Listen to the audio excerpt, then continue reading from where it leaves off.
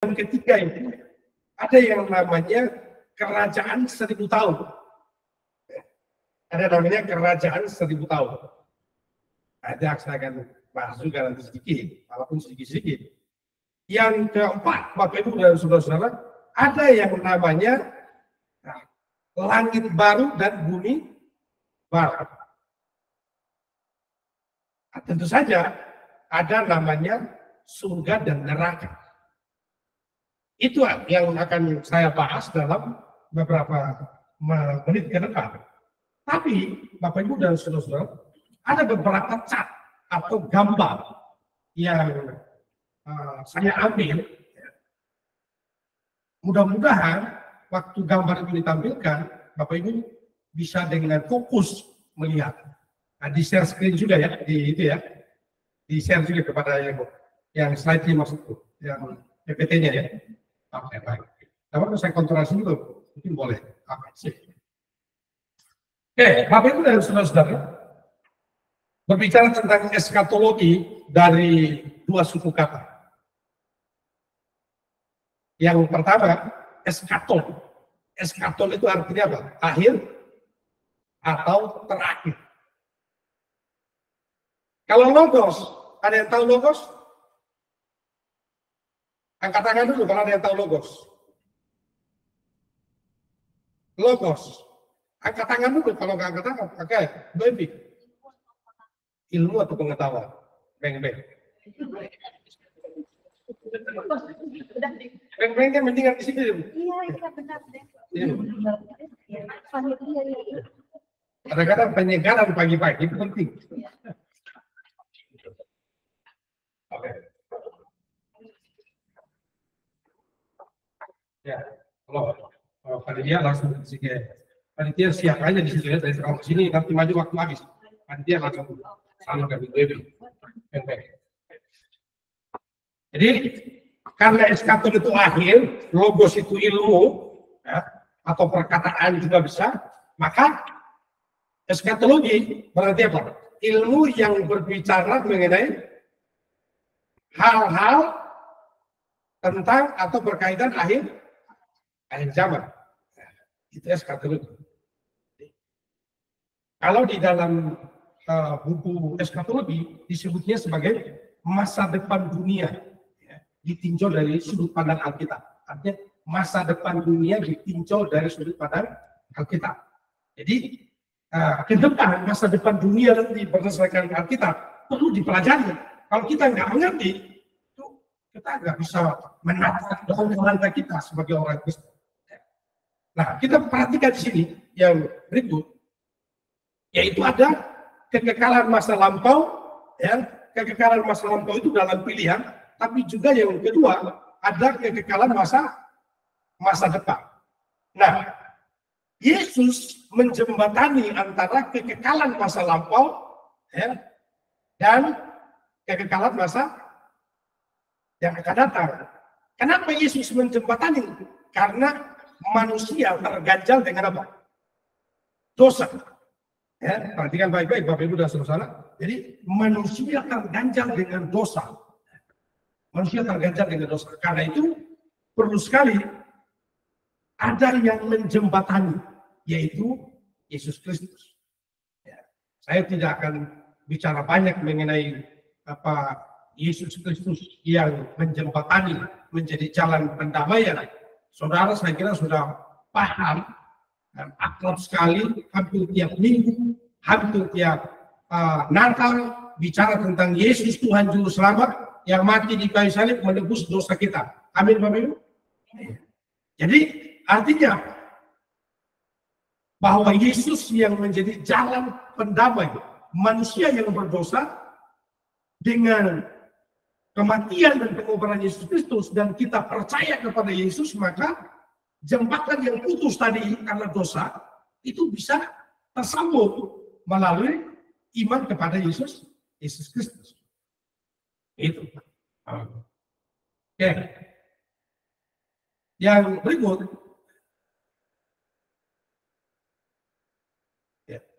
Nah, lihat di sini ada satu gambar lagi. Nah, di gambar ini paling tidak menjelaskan tentang misalnya kalau kita baca di dalam Injil Lukas pasal 16 tentang orang kaya dan orang miskin. Siapa nama orang miskin itu? Lazarus. Kalau ini gampang jadi nggak ada tenteng. Jadi orang kaya yang pelit, orang kaya yang tidak punya belas kasih, lalu kemudian ada Lazarus yang miskin. Pada saat keduanya meninggal, mati, orang kaya di mana, Bapak? Orang kaya di mana? Di neraka, katakanlah begitu ya. Di neraka atau di dunia orang mati. Di dunia orang mati.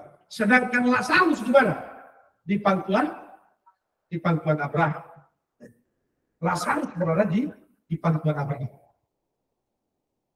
Kenapa ada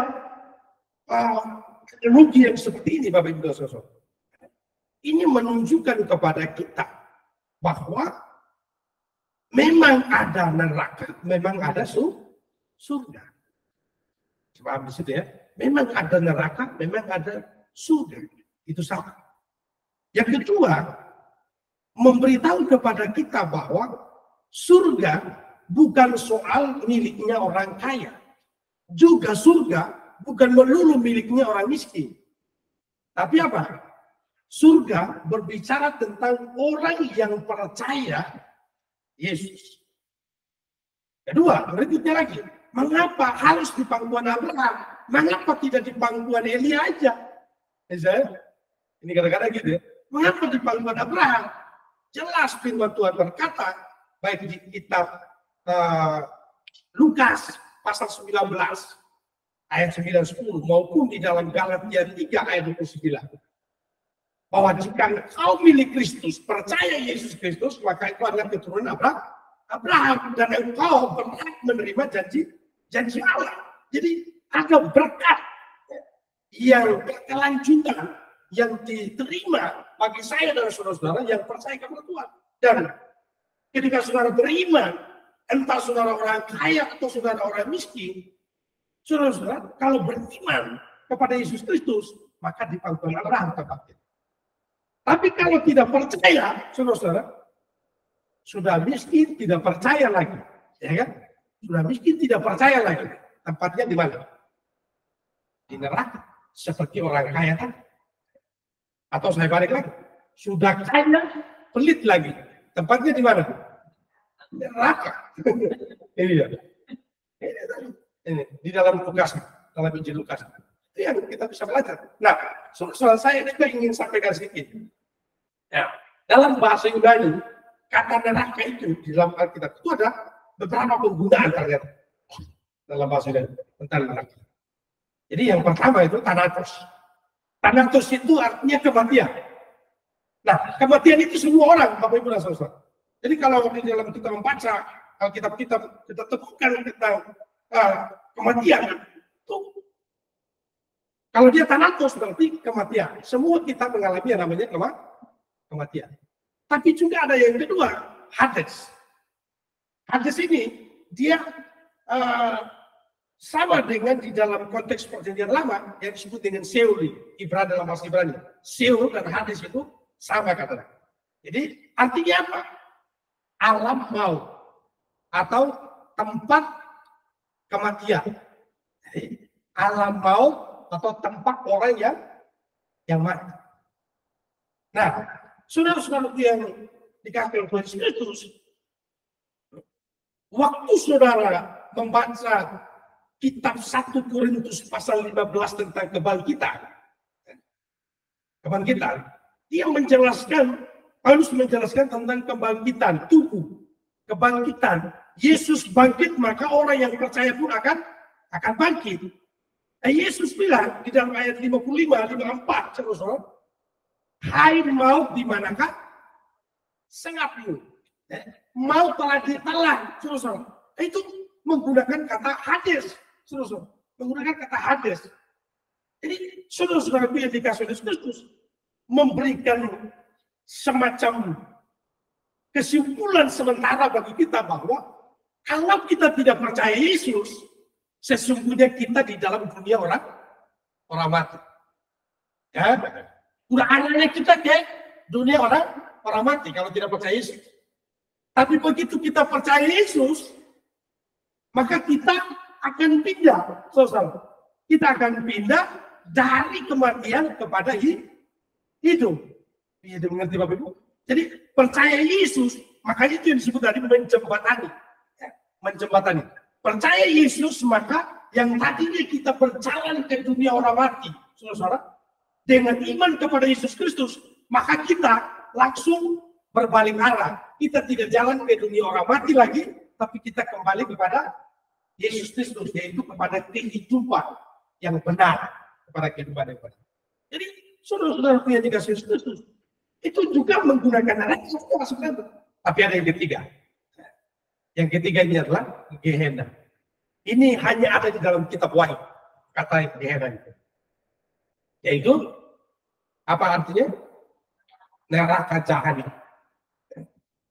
Neraka jahanam.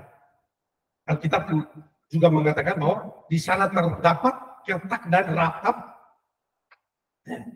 kata gigi. Ini mengerikan kalau sudah neraka jahanam. Jadi saudara-saudara yang dikasih oleh Kristus, perhatikan ini gambar yang kedua yang ingin saya sampaikan kepada teman-teman sekalian. Lalu banyak orang tidak mengetahui masa depan dunia di akhir zaman, termasuk orang Kristen. Ya, ada berapa banyak di antara kita, baik Anda yang ada di dalam jaringan maupun Anda yang ada di gereja, yang tahu tentang masa depan dunia di akhir zaman. Paling yang kita tahu bahwa kalau saya percaya Yesus pasti masuk surga. Itulah pasti ya. Tapi mengetahui tentang apa itu kerajaan 1000 tahun, apa itu tribulasi, ya, kapan perang Armageddon, ya, itu saudara mungkin tidak mengerti. Tapi kalau saudara tidak mengerti itu, lalu kemudian saudara anggap enteng kehidupan kekristenan, saudara, jangan-jangan saudara bisa kaget nanti tiba-tiba saudara, saya tempatnya kok di sini ya? Jangan sampai. Ingat, ketidakmengertian seseorang mempengaruhi sikap dan perilaku. Setuju nggak, Bapak Ibu? Ketidakmengertian kita mempengaruhi sikap dan perilaku. Kalau ada orang tidak mengerti tentang kalau nanti dia kemana setelah mati, kalau dia tidak mengerti, maka dia malas untuk beribadah, malas untuk berdoa, tidak mau percaya Tuhan, tidak mau percaya Yesus. Ya. Itu kalau orang tidak mengerti. Tapi ketika orang mengerti, setelah saya mati, ada kehidupan keabadian. Usia saya di dunia ini paling tua kita berapa tahun, Bapak Ibu? Mau berapa tahun, Bapak Ibu? Ya. Dulu saya sempat minta 70 tahun. Tapi saya lihat sekarang orang 80 tahun juga masih sehat. Ya. Ada minta 80 berapa? 83 aja pada itu masih datang ke gereja. Ya, kalau bisa Tuhan saya juga 80 lah. Jangan juga 70 terlalu cepat ya. Artinya paling kuat kita 80 tahun, 90 tahun. Itu di dunia ini, saudara. Ternyata ada kehidupan abadi yang selama-lamanya, saudara. Kalau saudara percaya Yesus, saudara akan hidup abadi, akan hidup mulia selama-lamanya. Tapi kalau tidak percaya Yesus, akan hidup di neraka jahanam, ya, di dalam siksaan selama-lamanya.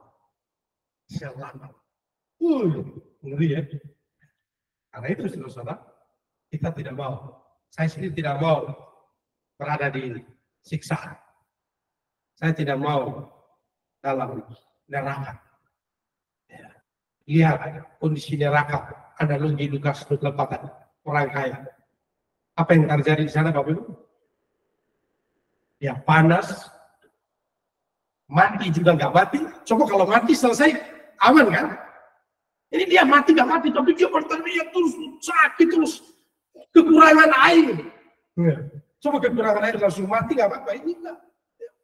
Sampai dia bilang, suruhlah Lazarus itu selupkan tangannya ke dalam air dan membasahi lidah. Bayangkan, coba membasahi lidah, saudara. Bukan minta segelas air. Bukan minta segelas air, hanya membasahi tangan supaya lidahnya basah tidak kering. Itu begitu ngerinya, saudara. Itu begitu ngeri. Woi, terbayangkan itu saya nggak mau deh. Karena itu Bapak Ibu kita mesti mengerti. Ya, yang pertama itu saya ingin bahas tentang apa? Rencana. Saudara-saudara, ada yang tahu apa itu rencana? Mungkin yang sudah pernah belajar pengangkatan apa? Coba satu orang angkat tangan baik-baik siap. Ibu Lili. Pengangkatan orang-orang yang sudah percaya kepada Yesus. Panitia.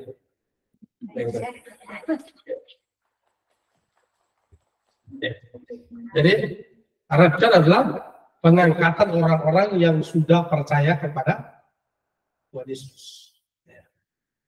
Dan ya nanti kita akan belajar bersama-sama. Raja adalah pengangkatan orang-orang percaya atau gereja menyongsong Tuhan di angkasa. Ada di dalam 1 Tesalonika 4 ayat 13 sampai 18. Bapak Ibu kita perlu baca bersama. Mari kita buka 1 Tesalonika 5 4 1 Tesalonika pasal 4 ayat 13.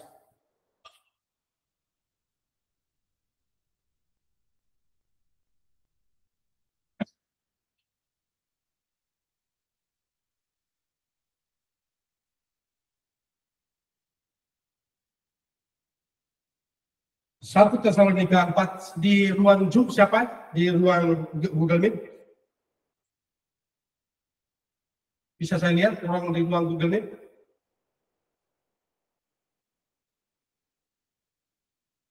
Ya, di sana ada yang bisa baca dengan suara jelas. Pak Bram, saya kira. Pak Bram membacanya dengan juga sangat baik. Pak Bram, halo. Ini Pak Bram di laundry apa di rumah? Oh di rumah ya. Oh di laundry tinggal dia Bram. Pak Bram, kau tidak mendengar ya? Oke, siapa lagi di sini ya? Ya, Papi? Papi Tugiran? Jangan-jangan dalam Google Meeting mereka hanya hidupkan aja. Mereka hanya hidupkan aja. Oke, siapa lagi selain Pak Bram, Ibu siapa lagi? Ibu Ika dengan baiknya masih bisa fokus membaca. Kalau yang Google Meet yang membaca, suaranya dari TV ini sangat jelas untuk kita. Oke, ada siapa lagi yang lain? Bisa. Ya, Bang Arna lagi di toko nanti orang datang beli. Oke, kalau begitu Cynthia baca dekat laptop. Ya. Ya, silakan. Ayat 13 sampai 18. Kedatangan Tuhan. Selanjutnya kami tidak mau saudara-saudara bahwa kami tidak mengetahui tentang mereka yang meninggal supaya kamu jangan berduka cita seperti orang-orang lain yang tidak mempunyai pengharapan. Karena jika kita percaya bahwa Yesus telah mati dan telah bangkit, maka kita percaya juga bahwa mereka yang telah meninggal dalam Yesus akan dikumpulkan Allah bersama-sama dengan Dia. Ini kami katakan kepadamu dengan firman Tuhan, kita yang hidup yang masih tinggal sampai kedatangan Tuhan, sekali-kali tidak akan mendahului mereka yang telah meninggal. Sebab pada waktu kata diberi, yaitu pada waktu penghulu malaikat berseru dan sangkakala Allah berbunyi, maka Tuhan sendiri akan turun dari surga dan mereka yang mati dalam Kristus akan lebih dahulu bangkit. Sesudah itu, kita yang hidup yang masih tinggal akan diangkat bersama-sama dengan mereka dalam awan menyambut Tuhan diangkat. Demikianlah kita akan selama-lamanya bersama-sama dengan Tuhan. Karena itu, hidupkanlah seorang aman yang lain dengan perkataan-perkataan ini. Amin. Ya. Ini luar biasa ya Bapak Ibu dan Saudara. Ini adalah ayat tentang eskatologi yang sangat kuat sekali. Di dalam 1 Tesalonika pasal yang keempat. Ada dua kitab, 1 Tesalonika dan 2 Tesalonika. Kalau 1 Tesalonika ini berbicara tentang kedatangan Tuhan yang kedua kali. Kalau 2 Tesalonika berbicara tentang hari Tuhan. Jadi, itu tema utamanya. Itu tema utama. Nah, saudara-saudara yang dikasih Kristus, dari bacaan kita 1 Tesalonika pasal 4 ayat 13 sampai dengan ayat yang ke-18, kita mendapat satu cerita atau mendapat informasi yang sangat menggembirakan. Oleh karena yang pertama, pada kedatangan Tuhan di awan-awan, kedatangan Tuhan di awan-awan, ada sangkakala Allah berbunyi. Ada yang mengatakan yang membunyikan sangkakala itu adalah malaikat Mikael. Malaikat Mikael membunyikan sangkakala. Dan ketika sangkakala berbunyi, saudara-saudara, atau berdasarkan kalimat di bawah itu, saudara-saudara, saya coba langsung kaitkan bahwa pengangkatan itu bukan rahasia. Pengangkatan itu bukan rahasia. Karena ada juga teologi yang mengajarkan bahwa pengangkatan gereja itu secara diam-diam. Menurut teologi baptis, atau teologi Injil pada umumnya, pengangkatan itu tidak senyap, tidak diam-diam. Tidak diam-diam. Mengapa, Bapak Ibu dan Saudara? Karena pada saat malaikat membunyikan sangkakala, itu terdengar oleh semua orang. Terdengar oleh semua orang. Yang mendengar bukan hanya yang hidup, Bapak Ibu dan Saudara. Yang mati juga dengar. Wah, ngeri ya. Kalau setelah baca ini, 1 Tesalonika tadi kan, dikatakan tadi apa? Pada waktu sangkakala Allah berbunyi dan Allah turun di awan-awan, orang-orang yang mati di dalam Tuhan akan terlebih dahulu bangkit. Jadi, kok mereka bisa bangkit? Sederhana jawabannya. Ya karena mereka mendengar bunyi sangkakala. Jadi berarti bukan rahasia. Bukan rahasia. Yang mati aja bisa dengar, apalagi kita yang masih hidup. Jadi saudara-saudaraku, ini yang menjadi alasan mengapa tidak rahasia. Karena pada saat tanda itu dibunyikan, maka orang-orang yang mati di dalam Kristus akan lebih dulu bangkit. Nah, saya ingin jelaskan di sini. Kalau ada orang Mekarsari, jemaat Mekarsari yang sudah meninggal, ada yang sudah meninggal ya?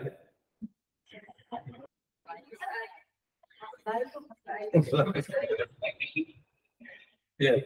Kalau orang-orang yang sudah meninggal di dalam Tuhan, meninggal dalam iman kepada Yesus Kristus, memang kita meyakini dia sudah, kalau dia percaya, dia pasti masuk surga. Tapi dia masih berada di dalam satu tempat yang memang juga kita sebut surga. Tapi ada di dalam satu tempat penyimpanan. Enaknya juga udah pasti seperti surga lah.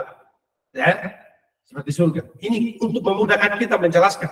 Jangan tanya kepada saya fasilitasnya sama nggak? Ini bukan soal ya, saya juga udah nggak bisa jawab kalau seperti itu. Tapi yang jelas ada satu tempat yang sementara. Sehingga begitu besok hari Tuhan datang, saudara, sangkakala Allah dibunyikan, maka mereka yang meninggal termasuk jemaat Mekarsari yang kemarin meninggal juga, mereka akan lebih dulu bangkit menyongsong Allah di surga. Kalau mereka berada di satu tempat yang khusus, mereka akan lebih duluan ketemu Tuhan di surga. Lalu untuk kita yang hidup sekarang, kita juga akan diangkat. Ada video, tapi saya tidak siapkan.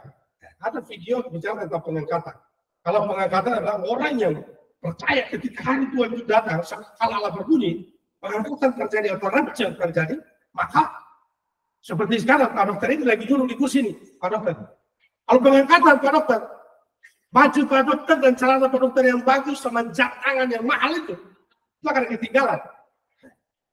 Gak akan diangkat. Karena itu nggak diperlukan di surga. Itu nggak diperlukan di surga. Ya.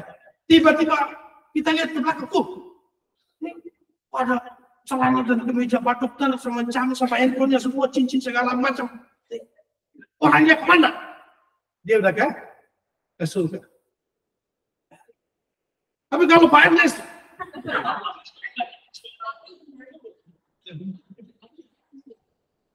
datang, dia mulai pegang bajunya Pak Dokter, dia pegang ini bagus segala macam. Kita yang lain sudah nggak ada, tinggal baju-baju dan tinggal Pak Ernest yang kumpulin baju-baju. Kalau ada yang tinggal di dunia ini tidak diangkat, kesimpulannya jelas. Berarti dia belum percaya. Dia belum percaya. Karena yang diangkat itu tadi ini sudah sampaikan. Pengangkatan orang-orang percaya. Jadi kalau sampai ada kita semua sudah terangkat, tergiur dengan pakaian bagus, tergiur dengan handphone mahal, tergiur dengan jam tangan, dia mulai kumpulin. Memang dia tidak percaya Tuhan. Dia akan masuk nanti poin yang kedua. Saya akan jelaskan tentang tribulasi, kesusahan, kesukaan pesan, siksa, muka, atau dalam bahasa Indonesia disebut dengan orgi. Mengerikan sekali. Jadi, Bapak Ibu dan Saudara, waktu kita kedatangan pusaka kala Allah berbunyi, orang-orang yang mati dalam Tuhan akan lebih dulu bangkit. Lalu kemudian kita juga akan diangkat dengan tubuh kemuliaan. Ya, makanya tadi saya sebut semua barang-barang kita yang mewah ini akan ketinggalan karena kita diangkat dengan tubuh kemuliaan. Dengan tubuh kemuliaan. Nah, saudara-saudaraku, dikatakan juga pengangkatan itu bukan rahasia. Selain tadi sangkakala yang keras terdengar seluruh dunia, yang kedua, semua orang akan melihat dia. Semua orang dalam kitab Wahyu pasal 1 itu, semua orang akan melihat dia. Dan kedatangannya terang benderang. Kedatangannya terang benderang. Nah, saudara-saudaraku yang dikasih Kristus, nanti ada gambar yang saya akan jelaskan. Waktu Yesus di dalam 1 Tesalonika pasal 4, dia datang, memang sudah kedatangan sementara. Tapi kedatangan Tuhan ada dua. Jadi kita mesti punya pemahaman yang sama. Kedatangan Kristus ada dua. Yang pertama dia datang sebagai penyelamat. Waktu dulu dia lahir di mana? Di kandang Gina Bethlehem. Misinya apa waktu Tuhan datang pertama? Andres. Waktu Tuhan datang pertama misinya apa? Sebagai apa dia? Beng.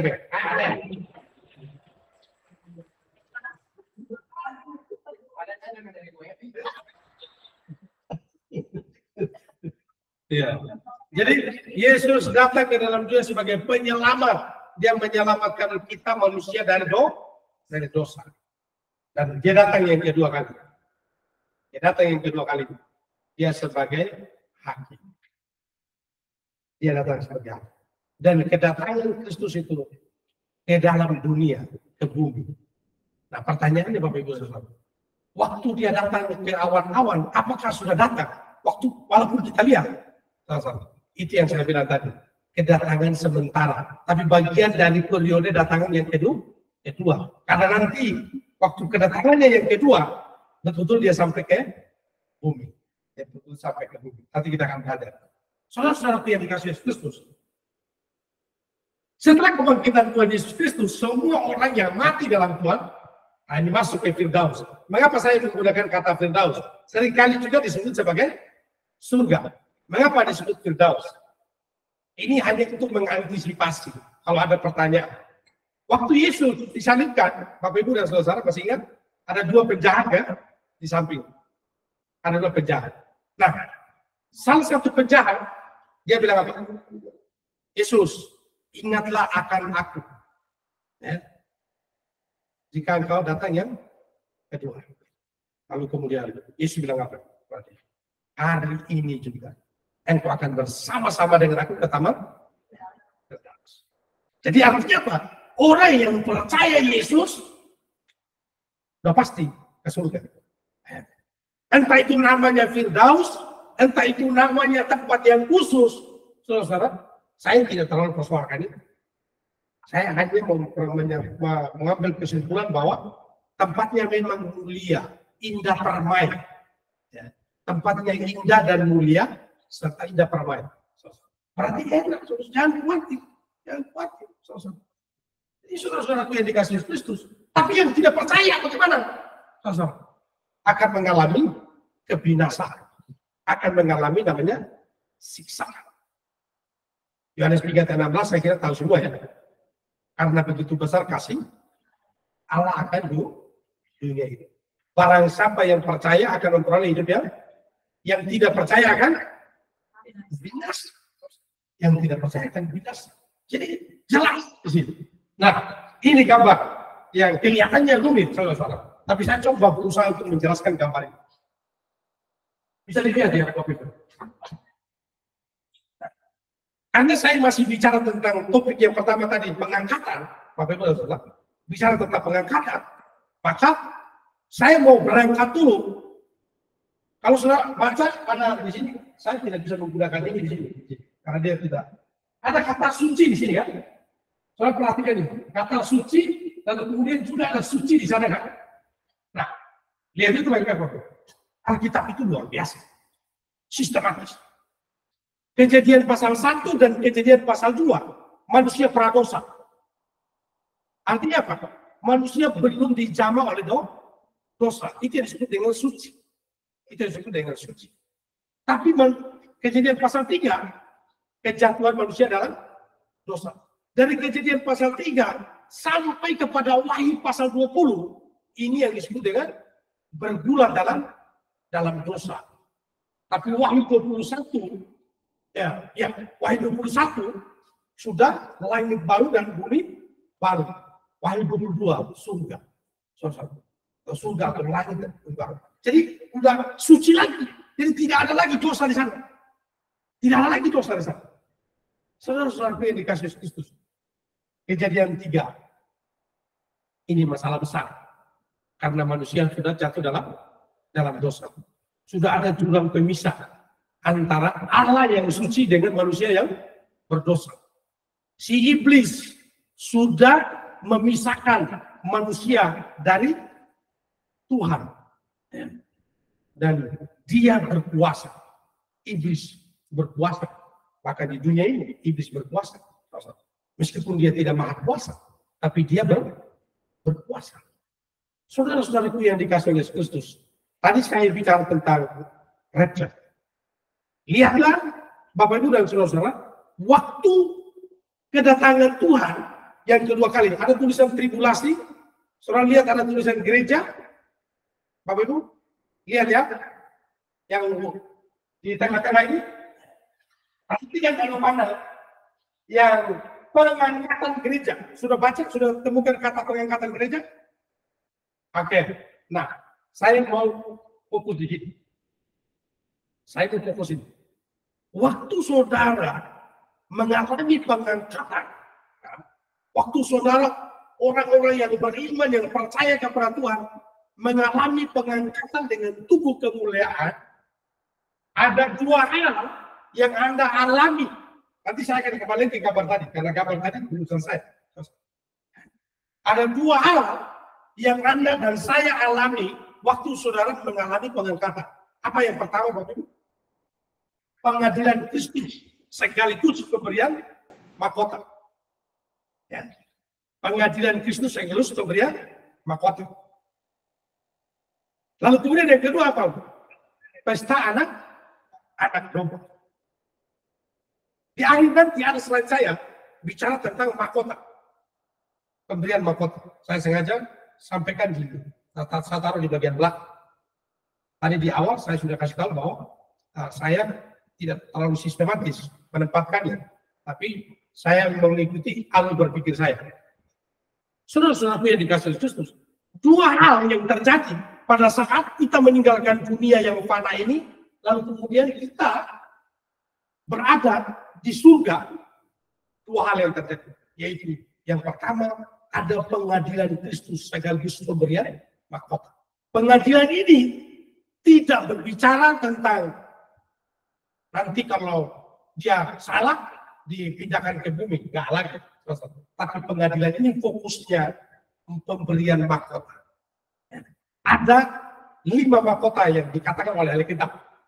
Dan nanti baru saya bahas. Tapi paling tidak sebagai pendahuluan saya mau katakan di sini, saudara-saudara. Pada saat yang pertama pengadilan Kristus, kalau Ibu Puji yang setia melayani, mengembalakan anak-anak sekolah minggu, Ibu Puji yang setia mengembalakan anak sekolah minggu, melayani anak-anak sekolah minggu, lalu kemudian Tuhan melihat memberikan layak untuk memberikan upah, saudara, di situ.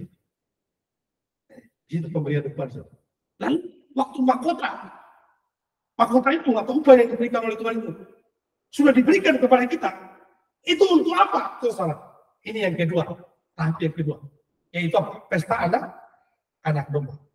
Di dalam pesta anak domba, saudara akan membawa mahkota saudara itu, mahkota saya dan saudara akan kita bawa dalam pesta anak domba itu, saudara, dalam suatu perkawinan anak domba yang luar biasa di mana sukacita, ya.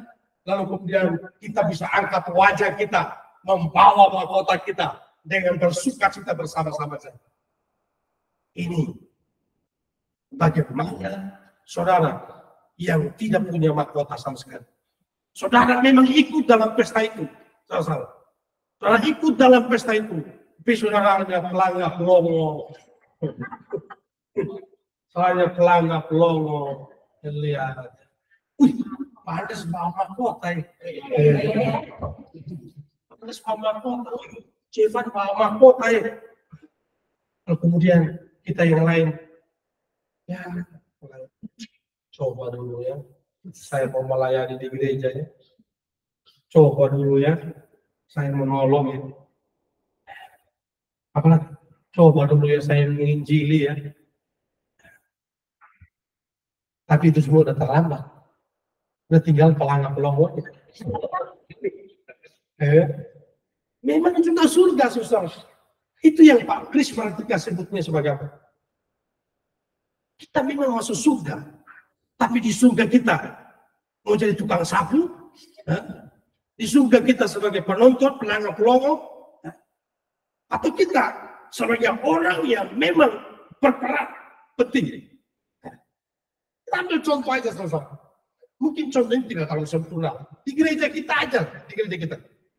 Di dalam gereja ini saudara. Kalau saudara di gereja ini datang, hanya datang untuk beribadah, hanya datang supaya duduk, tidak melakukan sesuatu, saudara, tidak melakukan sesuatu. Ya gimana ya saudara? Ya memang ada juga yang nyaman dengan itu, tapi kalau saya nggak bisa saya tipe orang yang bukan seperti itu. Saya kalau datang, baik itu di dalam rapat atau dengan saya, misalnya agenda rapatnya apa? Di dalam rapat itu, saya mungkin bisa menyampaikan pendapat. Di dalam sebuah gereja, kalau kita menjadi jemaat, lalu kemudian kita hanya pasif, tidak melakukan apa-apa, hanya menjadi penonton di dalam gereja itu, menurut saudara, enak nggak bergereja begitu? Saya tanya lagi, enak nggak bergereja begitu? Jadi saudara, mari kita aktif bersama-sama. Kita mulai membayangkan di pesta anak domba nanti ketika terjadi pesta sukacita yang luar biasa. Kita juga mungkin karena lantaran kita punya mahkota ya, biar badan gemuk juga nggak apa karena ada mahkota kan kita bisa nari ya, gitu ya, kira-kira gitu. Enggak, ini kalau enggak kita sedih sekali. Sedih sekali. Itu Bapak Ibu dan saudara-saudara yang dikasih Kristus. Itu yang terjadi. Dua hal yang terjadi waktu pengangkatan.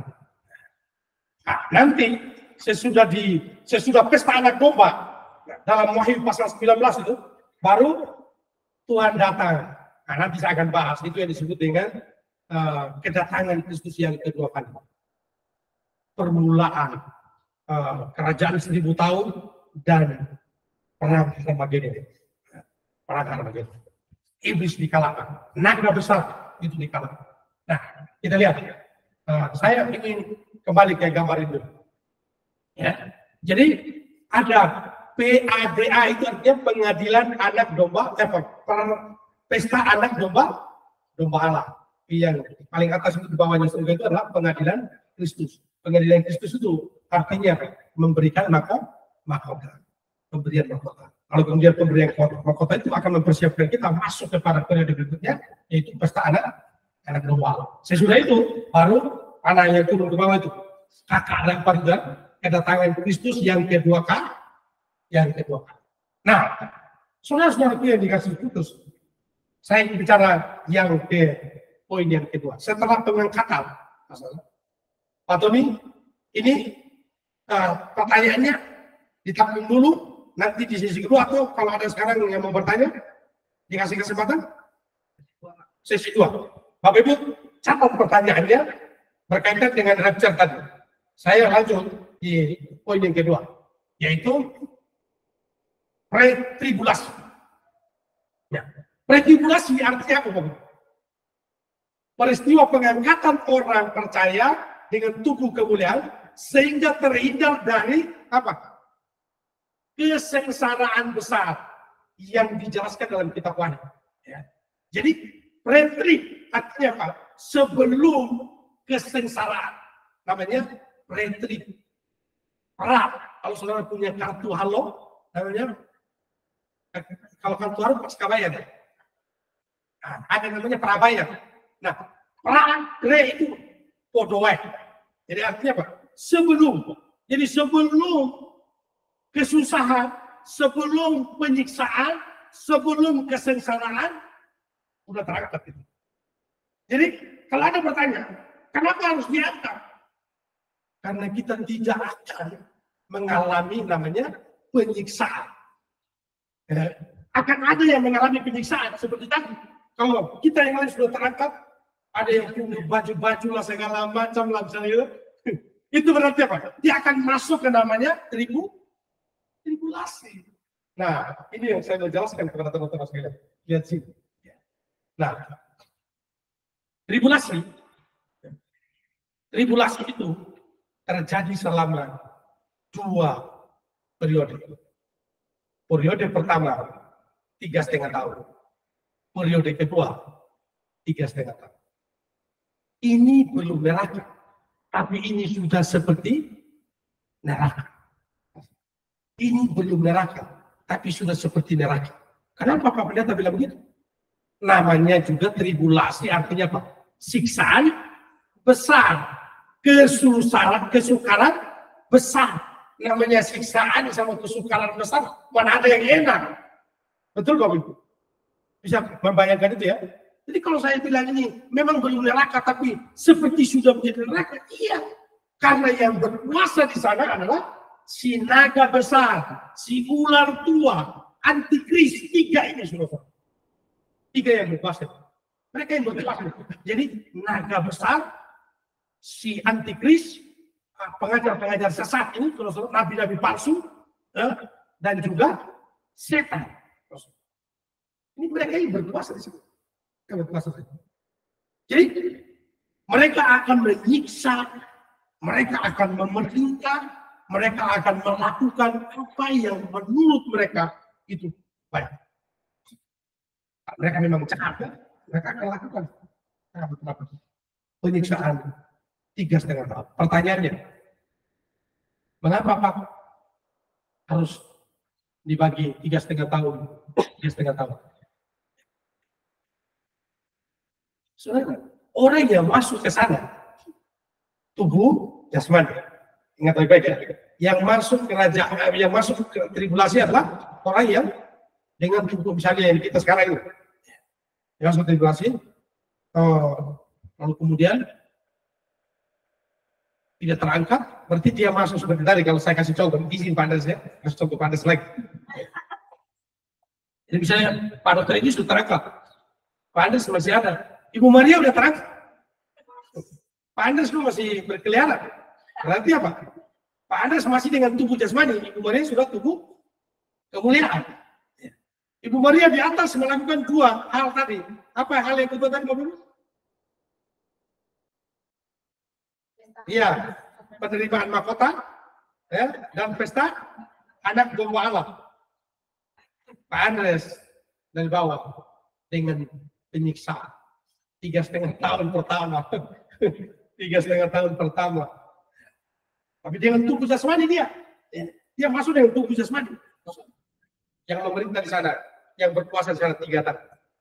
Masih ingat yang berkuasa tadi? Naga kuat, antikris, pengajar-pengajar sesat, dan setan. Nanti ada pertanyaan, ingat. Jadi sudah, ini yang berkuasa di sana. Lalu kemudian, kenapa ada 3,5 tahun kemudian?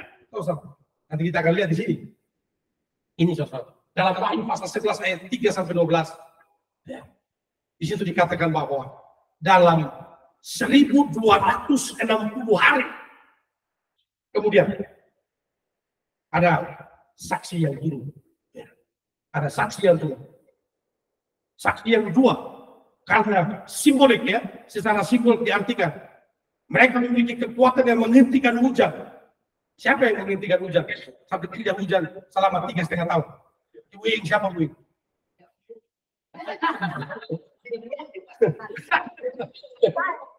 Siapa, Bu? Elia. Beng, kasih beng. Nabi Elia berdoa supaya tidak hujan selama 3,5 tahun.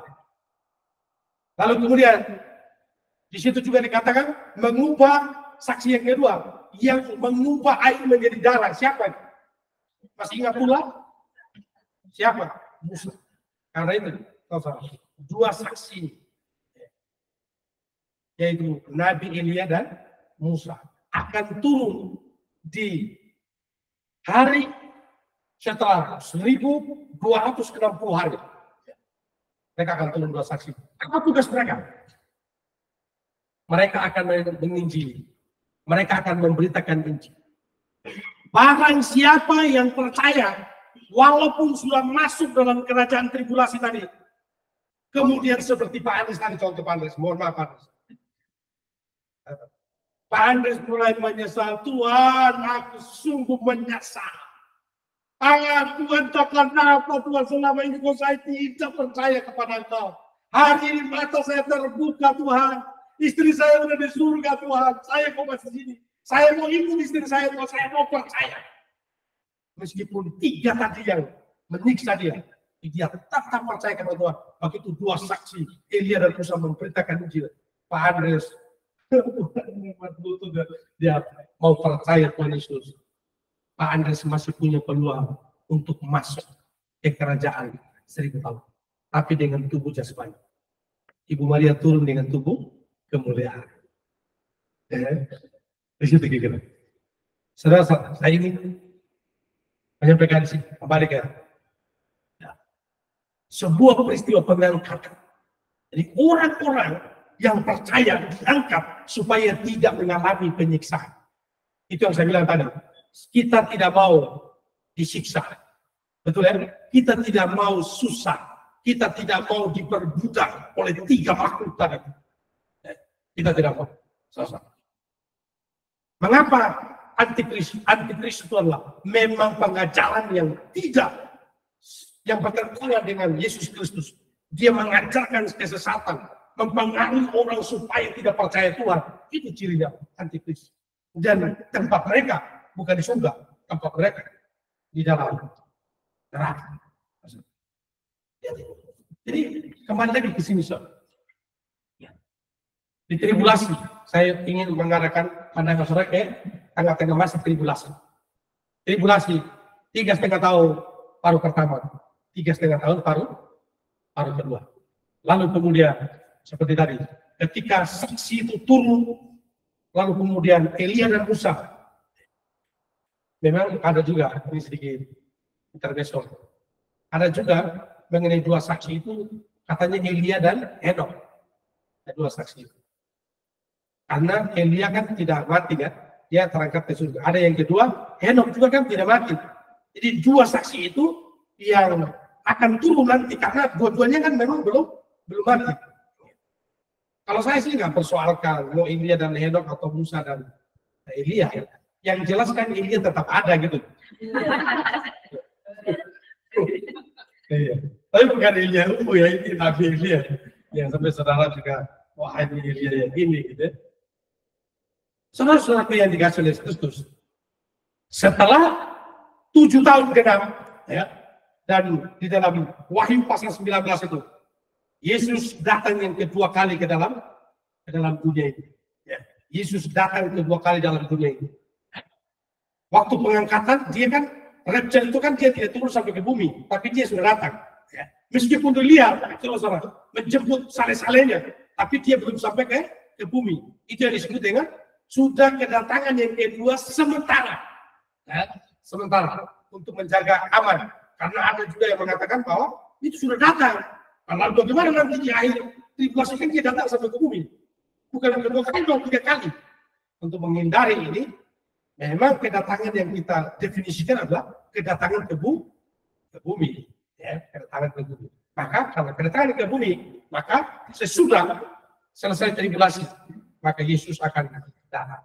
Ada yang disebut dengan perang Armageddon. Ini sedikit mengenai perang Armageddon.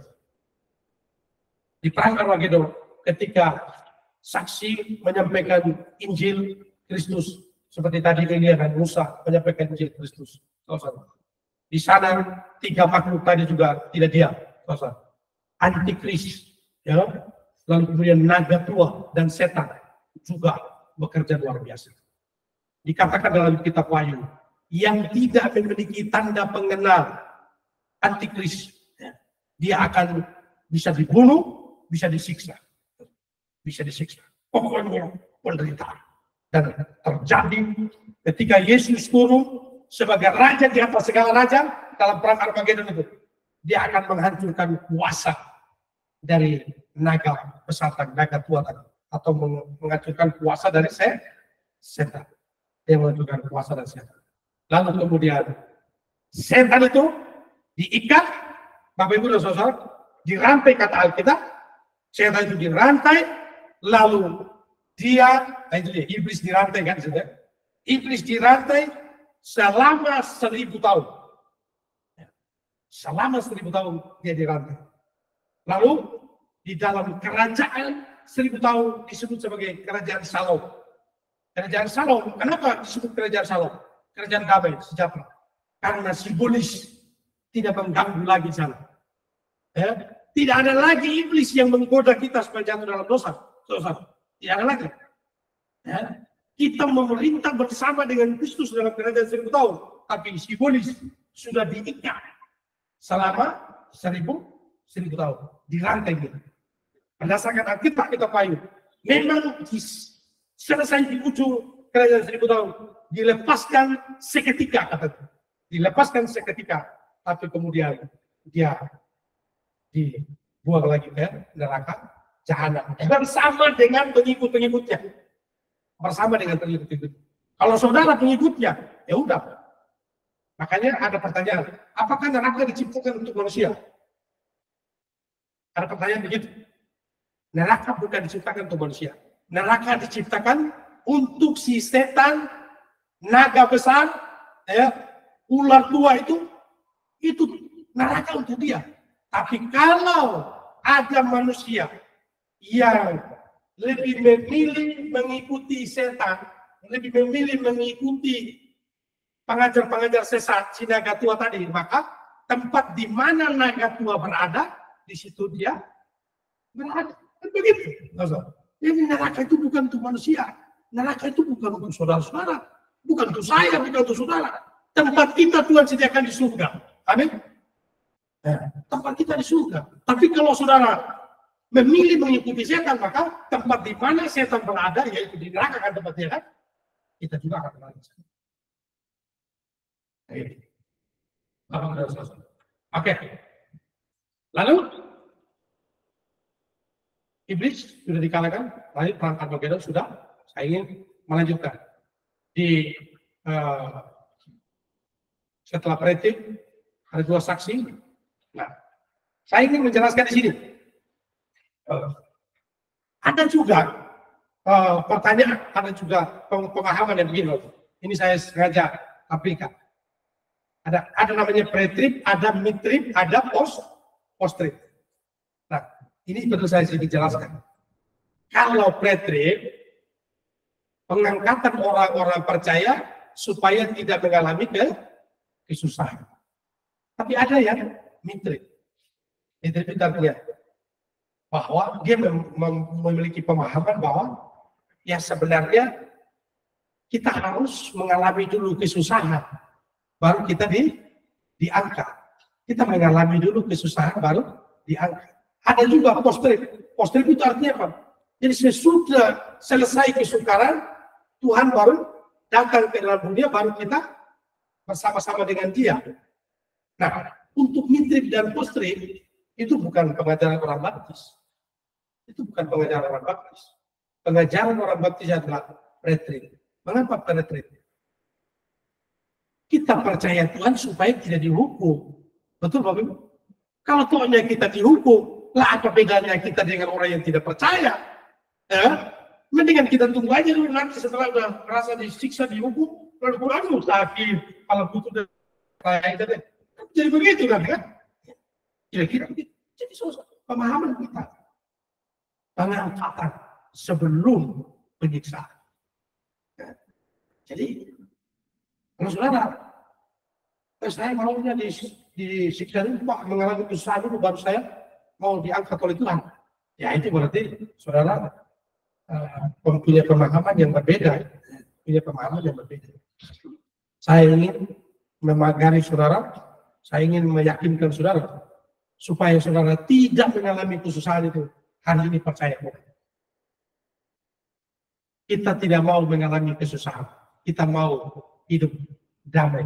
Kita mau menikmati pesta bersama dengan Tuhan di surga. Lalu untuk memaparkan argumentasi tentang pre-trip tadi, pengangkatan supaya kita tidak memastikan bahwa kita tidak masuk dalam kesusahan, kita baik. Ini ada sedikit penjelasannya. Penjelasan yang pertama itu ada alasan eksegesis. Alasan eksegesis dalam ayat 3 ayat 10 dikatakan apa sih? Experasmos itu artinya apa? Keluar dari tribulasi. Artinya tidak mengalami kesusahan. Itu alasan eksegesis yang pertama. Berarti memang kita tidak mungkin masuk, kan gitu. Lalu kemudian yang kedua alasan teologi. Di dalam 1 Tesalonika 5 ayat 9 dan 10, Paulus tidak menetapkan kita itu ditimpa murka. Amin. Kita tidak ditetapkan untuk ditimpa murka. Berarti apa? Ya kita diangkat. Kita diangkat. Yang ketiga, alasan struktur kita baik. Kita baik pasal 1, perkenalan sang pemberi wahyu. Pasal 2 dan 3, bicara tentang gereja di bumi. Pasal 4, pengangkatan. Pasal 5, sampai dengan pasal 18, ini masa tribulasi. Dikatakan juga di sini, juga dijelaskan dalam buku eskatologi itu, dalam pasal 5 sampai dengan pasal 18, ini tidak ditemukan istilah gereja, dan tidak ditemukan istilah Roh Kudus. Kata roh ada, tapi bukan Roh Kudus. Tidak ditemukan di sana. Nah, pasal 19, ini strukturnya, saudara. Jadi, memang runtutan ini memperkuat argumentasi bahwa pre-trip yang paling benar. Kita diangkat dan tidak mengalami kesusahan, itu yang paling benar. Pasal 19, prosesi turun ke bumi, menaklukkan 3 musuh. Karena musuh yang ketiga tadi jangan lupa. Siapa? Antikris, nabi palsu, dan setan. Menghancurkan mereka itu. Dan pasal yang ke-20, kerajaan 1000 tahun. Kerajaan 1000 tahun, kita akan memerintah bersama dengan Kristus dalam kerajaan 1000 tahun. Dan pasal 21-22, langit baru dan bumi baru. Dan apa menjadi tujuan dan tribulasi? Ini khusus orang-orang yang tidak percaya. Ini bukan gereja, bukan orang yang percaya. Dan tribulasi itu bukan untuk saudara dan saya. Kenapa? Karena kita sudah percaya Tuhan. Amin. Tapi kalau saudara tidak percaya Tuhan, maka tempatnya saudara adalah masuk melalui tribulasi. Nah, gitu ya. Dan ini ada gambar lagi, saudara. Gambar ini sebenarnya hanya untuk mempertegas yang tadi, yaitu ada rapture juga. Jadi premillennialism itu artinya meyakini bahwa Yesus Kristus akan kembali secara fisik dalam periode 1000 tahun pemerintahannya. Ada juga ajaran yang mengatakan, saudara, saya baru baca tadi malam. Ada juga ajaran yang mengatakan bahwa kerajaan 1000 tahun itu hanya simbolik, bukan nyata katanya. Bukan nyata. Itu tidak benar, saudara. Kerajaan 1000 tahun itu nyata. Kerajaan 1000 tahun itu nyata. Kita akan memerintah bersama-sama dengan Kristus dalam kerajaan 1000 tahun. Lalu rapture, paradise, lalu kemudian Yesus turun ke dalam dunia. Lihat ini. Jadi ini diagramnya, lalu kemudian ada perang Armageddon di akhir dari masa tribulasi tadi. Ketika perang itu naga tua atau setan, nabi-nabi palsu dikalahkan, lalu kemudian diikat, lalu kemudian ditawan dalam sepanjang 1000 tahun. Sepanjang 1000 tahun. Dan setelah 1000 tahun berakhir, maka akan ada yang namanya tata putih. Tata putih. Di situ orang-orang yang tidak percaya akan dibuang ke Gehenna, ya, akan dibuang ke Gehenna neraka jahanam bersama dengan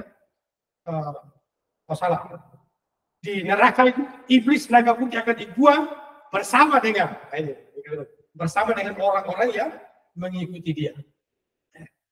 Masanya mesti begitu, karena memang neraka itu buat dia kan, buat iblis kan. Bagi saya dan saudara yang percaya, kita akan masuk langit baru dan bumi baru atau surga. Saksi Yehova, ini sedikit. Saksi Yehova mengajarkan begini, langit baru dan bumi baru itu sekarang, dunia ini. Langit baru dan bumi baru itu ya dunia ini. Saudara, kalau baca baik-baik kitab Wahyu, langit baru dan bumi baru dibuat oleh Tuhan. Dibuat oleh Tuhan. Saudara,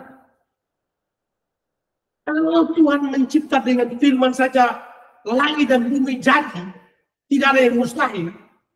Bumi ini dihancurkan karena gempa bumi, saudara. Punah total. Dan Tuhan membuat yang baru. Menurut saudara bisa kan itu? Ini baru orang baptis namanya.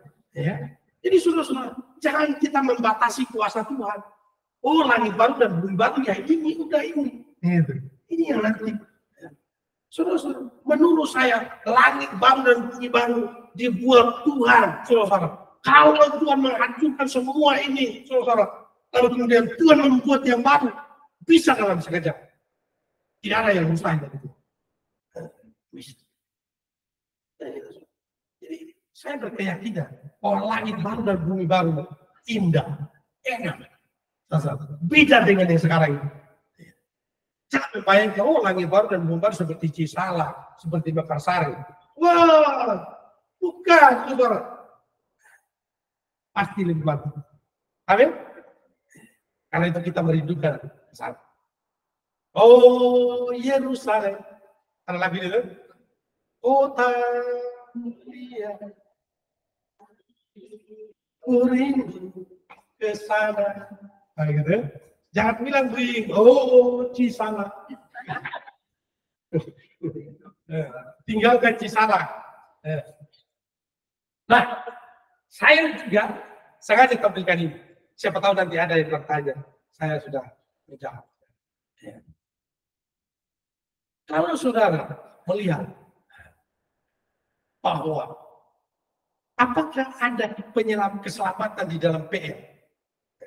Kalau saudara perhatikan gambar ini memang agak ribet gambar ini, saudara. Pengangkatan itu kan gereja. Tapi Pak, Dr. Willy Padansola itu menjelaskan yang sangat baik sekali. Termasuk Pak Krismalatika. Pak Krismalatika itu murid, Pak Willy Padansola itu muridnya Pak Krismalatika. Dia menjelaskan yang sangat baik sekali. Kalau orang-orang Israel yang memandang kepada salib Kristus, orang-orang Israel, dia mengharapkan Yesus Kristus. Imannya kepada Mesias yang akan datang di dalam Yesus Kristus, saudara. Maka ketika pengangkatan itu, dia juga akan mengalami pengangkatan. Tapi bagi orang Israel yang tidak percaya kepada Yesus, dia akan mengalami penyiksaan. Dia akan mengalami penyiksaan. Itu dia gitu. Jadi kalau ada pertanyaan, bagaimana dengan orang perjanjian lama? Apakah mereka diselamatkan? Kalau mereka memandang kepada salib Kristus, Mesias dari keturunan Daud tubuh Israel, imannya ke sana, maka dia juga akan mengalami pengangkatan, kebangkitan tubuh. Tapi kalau tidak, dia tidak akan mengalami. Jadi definisi gereja itu apa? Satu. Definisi gereja, orang-orang yang percaya Yesus Kristus. Itu definisi gereja. Dia keluar dari kegelapan kepada terang yang ajaib. Itu gereja. Siapapun dia. Siapapun dia. Bagi kita sekarang. Sekarang jemaat Mekarsari memandang. Kalau PL memandang ke depan. Kalau kita menoleh ke belakang. Mengapa menoleh ke belakang? Karena Yesus sudah lahir, sudah mati di kayu salib 2000 tahun yang silam. Sementara orang-orang PL, mereka memandang Yesus yang akan datang, yaitu menjadi Mesias. Jadi itu bedanya. Jadi kalau orang PL memandang ke depan, kalau kita menoleh ke belakang. Dia sudah lahir di kandang Betlehem. Dia sudah mati di atas kayu salib. Itu ibarat itu. Jadi jangan mengharapkan yang belum mati. Yesus sudah mati menebus dosa kita. Amin. Dan pertanyaan, ini siapkan beng-beng. Siapkan beng-beng. Pertanyaan, saat penyiksaan besar atau tribulasi, apa yang dilakukan oleh orang percaya yang sudah diangkat? Ada yang ingat? Ada? Oh, misalnya, angkat dulu tangan, misalnya. Itu Pak, pembagian mahkota sama besar bola. Wah, sekian. Oke, terima kasih misalnya.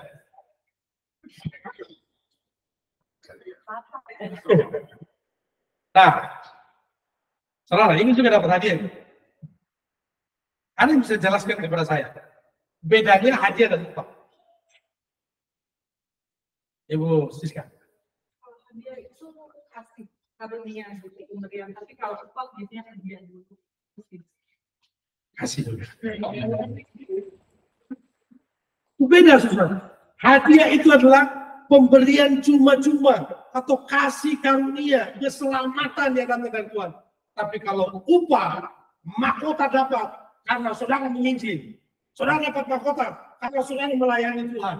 Amin. Dapat mahkota, jadi hadiah dan upah itu beda. Itu beda. Saudara akan dapat upah ketika saudara melakukan tugas-tugas panggilan sebagai orang percaya. Tapi kalau hadiah kita terima secara cuma-cuma, bukan karena kita berbuat sehingga diselamatkan, tapi benar-benar karena kasih karunia dari Tuhan. Bagaimana respon saya dan saudara yang sudah mendapat hadiah? Apakah kita hidup seperti biasa saja? Lakukanlah, jalani isi keselamatanmu dengan hal-hal yang baik yang memuliakan Tuhan. Ternyata di depan ada upah yang Tuhan sediakan bagi kita. Amin. Ini kabar gembira. Apakah saudara mau dapat upah? Halo? Bisa mau dapat upah? Oh, ya, bisa dapat upah. Ini kita akan belajar. Ini slide terakhir kayak ini. Kita lihat di dalam 2 Korintus 5 ayat 10. Coba satu orang bisa baca, Ibu Maria, bantu baca 2 Korintus 5 ayat 10.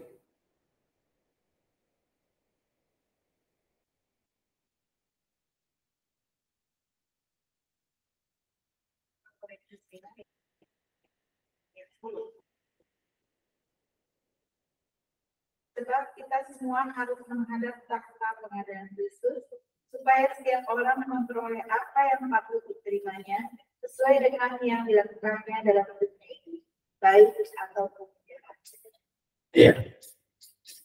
Jadi setiap orang akan mendapat mahkota. Setiap orang akan mendapat upah. Saudara-saudara yang dikasih Yesus Kristus, mari kita lihat mahkota yang pertama. Apa mahkota yang pertama? Bisa dibaca Bapak Ibu? Mahkota abadi atau mahkota suci. Kemenangan, yakni bagi mereka yang menaklukkan manusia lamanya. Menaklukkan manusia lamanya artinya apa? Rela meninggalkan hal-hal yang buruk, hal-hal yang jahat, dan dia memilih untuk percaya kepada Yesus. Ada mahkota ya. Coba kita buka dulu supaya kita lebih jelas. 1 Korintus 9 ayat 2. Informasinya di situ mungkin lebih jelas. 1 Korintus 9 ayat 2. Silakan berbunyi. 1 Korintus 9 ayat 2. Satu orang Wahyu 3 ayat 11. Ibu Lucy, Wahyu 3 ayat 11.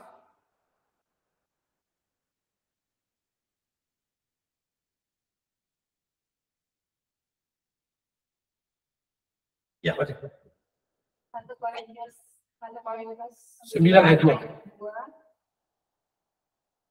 Sekalipun bagi orang lain aku bukanlah rasul, tetapi bagi kamu aku adalah rasul, sebab hidupmu dalam Tuhan adalah materai dari kerasulanku. Ayat 25. Tiap-tiap orang yang turut mengambil bagian dalam pertandingan menguasai dirinya dalam segala hal. Mereka beroleh demikian untuk memperoleh suatu mahkota yang fana, tetapi kita untuk memperoleh suatu mahkota yang abadi. Ibu Lucy, silakan. Wahyu 3 ayat 11. Aku datang segera, peganglah apa yang ada padamu, supaya tidak seorang pun mengambil mahkotamu. Oke.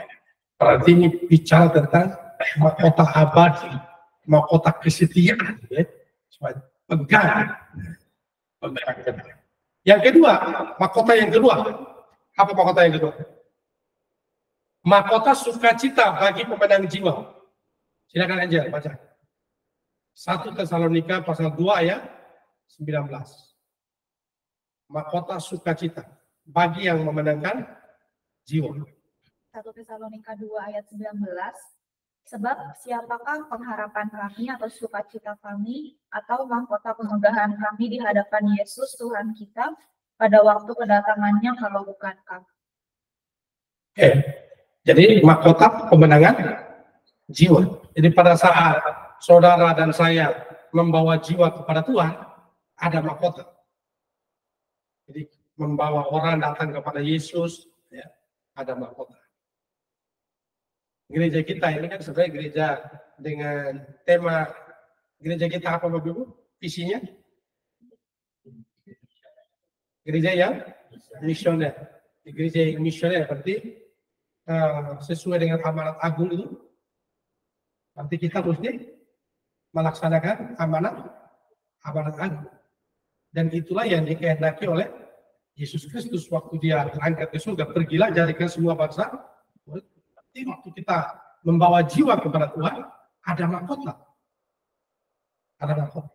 Saudara kalau mau supaya di dalam pesta anak domba nanti tidak pelangap-pelongo, mesti bawa jiwa kepada Tuhan. Amin. Saudara mau bawa jiwa kepada Tuhan? Yang ketiga, mahkota apa? Mahkota kehidupan, mahkota hayat bagi mereka yang tahan terhadap penderitaan. Yakobus 1 ayat 12. Ibu Iing, silakan. Yakobus 1 ayat 12.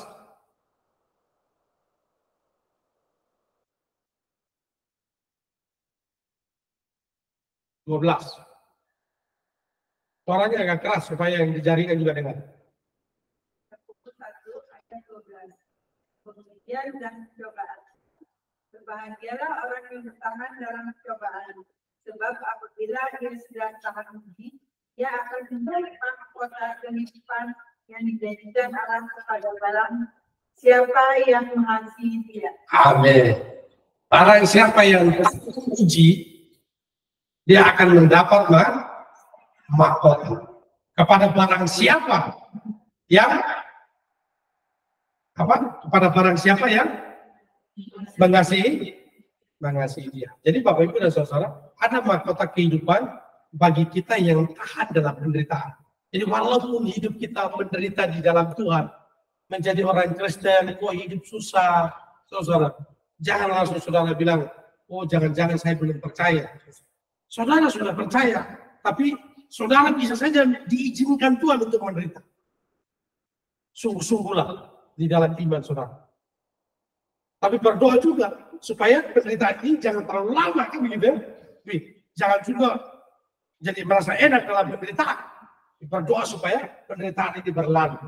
Amin Bapak. Tapi kalau saudara mengalami penderitaan dan itu penderitaan bukan saudara sengaja, saudara tidak menginginkannya, tapi ternyata Tuhan izinkan itu saudara mengalaminya. Ingat, jangan tinggalkan Tuhan meskipun saudara menderita. Amin. Jangan putus harap, jangan putus asa meskipun saudara mengalami penderitaan. Apalagi di dalam konteks kerohanian. Kita sebagai orang Kristen dianiaya, kita menderita kan? Jangan kemudian daripada gereja ditutup sana sini, daripada menderita jadi orang Kristen, udahlah, saya mendingan jadi Muslim aja lah. Atau jadi apa lagi lah, jadi preman aja lah sekalian. Berarti apa? Saudara tidak tahan menderita, tidak tahan menderita. Ini ketika saudara pertama penderitaan mengikut Tuhan. Seperti ada lagu yang paling populer diciptakan oleh orang Baptis itu di India, di Sungai Gas, di suku Garo. I have decided to follow Jesus. Mengikuti Yesus keputusan. Jadi seorang di suku Garo itu dia dianiaya, dia dipanggil di lapangan. Apakah engkau tetap mengikuti Yesus? Percaya kepada Tuhan. Kalau engkau tetap percaya kepada dia, di depan banyak orang ini, istri dan anak-anakmu akan dibunuh. Oh benar, istri dan anaknya dibunuh depan mata dia. Ya. Pastikan engkau percaya? Dia bilang apa? Ada satu bait ya, walau sendiri tetap ada lagunya itu, ada liriknya itu. Gimana? Mengikuti Yesus walau sendiri. Mengikuti Yesus walau sendiri. Mengikuti Yesus walau sendiri. Tetap ku ikut. Tetap ku ikut walau sendiri, tetap ikut walau sendiri. Wah, itu luar biasa. Dan akhirnya apa? Tetap dia juga dibunuh, saudara. Dia juga dibunuh ketika dia menyampaikan statement itu. Tetap ikut walau sendiri. Padahal matanya melihat istri dan anaknya dibunuh. Satu keluarga itu dibunuh. Tapi Tuhan bekerja melalui penderitaan. Kepala suku itu melihat luar biasa keluarga ini. Kok mereka rela mati hanya percaya dengan Yesus yang tidak mereka lihat dengan kasat mata. Ada apa? Dan akhirnya kepala suku itu juga bertobat dan percaya Yesus. Satu suku dimenangkan karena kepala suku berbalik percaya sesuai dengan iman dari yang mati tadi. Saudara-saudara, penderitaan tidak sia-sia. Meskipun satu keluarga mati, tapi Tuhan punya maksud di balik itu. Suku Garo dimenangkan melalui penderitaan. Kurasa dia mendapat mahkota di sana. Dia menderita sampai mati. Ya, tapi ada kemuliaan di belakang. Luar biasa. Luar biasa. Yang berikut. Mahkota apa lagi? Mahkota kebenaran bagi mereka yang menantikan kedatangan Kristus yang kedua kali. Jadi di dalam 2 Timotius pasal 4 ayat 8, saudara, bagi jemaat Tuhan, gereja baptis yang percaya dan mengharapkan kedatangan Kristus yang kedua kali, saudara adalah mahkota. Mahkota mengharapkan, jadi jangan sampai saudara tidak mengharapkan kedatangan Kristus yang kedua kali. Saudara percaya mengimani Yesus akan datang. Yes, saya yakin dia datang yang kedua kali dan dia mengangkat saya, orang yang percaya kepadanya. Dia mengangkat saya supaya saya terhindar dari kesusahan besar. Nah, jika imanmu yang kokoh seperti itu, ada mahkota. Dan yang terakhir, mahkota apa Bapak Ibu? Mahkota kemuliaan bagi mereka yang bersedia memelihara domba-domba Allah. Mahkota ini dikaitkan dengan penggembalaan yang setia dan bertanggung jawab. Bagi kita gembala, bagi kita sebagai guru-guru gembala sekolah minggu, saudara, bagi saudara guru-guru sekolah minggu, pengajar-pengajar sekolah minggu, waktu saudara mengajarkan dengan baik dan bertanggung jawab kepada murid-murid, saudara, di situ ada mahkota juga. Ada mahkota. Kita mengembalakan dengan baik, membimbing dengan baik, saudara, dengan bertanggung jawab. Ternyata ada mahkota. Ini mahkota yang diberikan sebagai upah bagi saudara yang melakukan seperti ini. Lalu kemudian ketika saudara dapat ini, saudara akan siap menyambut pesta anak domba Allah. Saudara tidak pelangap-pelongo di sana. Saudara tidak menjadi penonton di sana, tapi saudara ambil bagian membawa persembahan saudara kepada Tuhan. Pertanyaannya, bagaimana mengenai upah di atas? Bagaimana respon saudara ketika memahami upah-upah yang didapat? Apa respon saudara? Apakah saudara bilang, oh Pak, satu pun dari ini Pak, nggak ada saya minat Pak? Apakah ada yang seperti itu? Aduh, mohon maaf ya Pak, saya satu pun ini saya lihatnya satu pun nggak minat Pak. Ini keterlaluan. Mari saudara, saya ingin menantang saudara. Dengan mengetahui mahkota ini, ambil komitmen hari ini, Tuhan, saya mau mendapat mahkota. Amin. Saya mau mendapat. Kalau nggak 5-5-nya Tuhan, ya paling 2 atau 3 lah. Ya. Kalau sampai 2 nggak bisa Tuhan, 1 lah, jangan sampai saya pelangap-pelongo lah Tuhan. Ya. Ya. Tapi yang jelas kita mau dapat mahkota. Tidak ada cara lain selain kita bekerja, selain kita melakukan tugas kita dan Tuhan yang memberi upah. Keselamatan adalah hadiah. Tadi Bu Siska sudah katakan, kasih karunia. Tapi bagaimana kita mengisi keselamatan ini supaya keselamatan yang diberikan cara cuma-cuma ini kita kerjakan dengan baik supaya apa? Ada upah menanti kita. Amin. Terima kasih.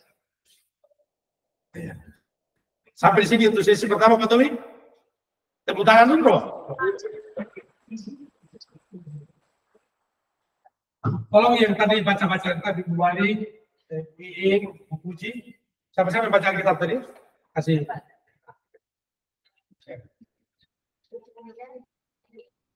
Untuk waktu selanjutnya saya serahkan ke panitia sebelum nanti ada sesi tanya jawab katanya. Siapkan pertanyaan saudara, hadiah menanti dan bukan soal hadiah. Kalau catat baik-baik, kita akan makan. Mungkin nanti panitia akan menjelaskan berapa durasi menitnya. Habis makan, kita langsung masuk sesi tanya jawab. Siapkan pertanyaan. Sepertinya sudah banyak pertanyaan yang dikumpulkan melalui Google Form ya. Nanti kita akan coba jawab. Mudah-mudahan saya bisa jawab. Kalau saya tidak bisa jawab, nanti bisa kita jawab di kelas sekolah minggu. Jangan paksa saya juga harus jawab sekarang. Kalau di awal tadi sudah katakan bukan pakar eskatologi. Oke, saya serahkan.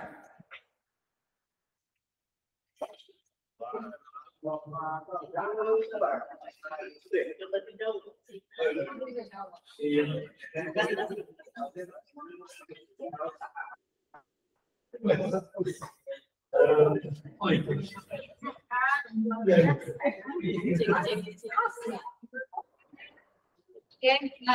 Bapak Ibu semuanya, saat ini kita istirahat dulu. Nanti waktu istirahat sampai dengan jam 1 siang, lalu setelah jam 1 siang kita kembali lagi untuk sesi tanya jawab. Yang tadi sudah ada pertanyaannya, boleh dikumpulkan nanti di sesi tanya jawab, boleh ditanya. Terima kasih. Selamat.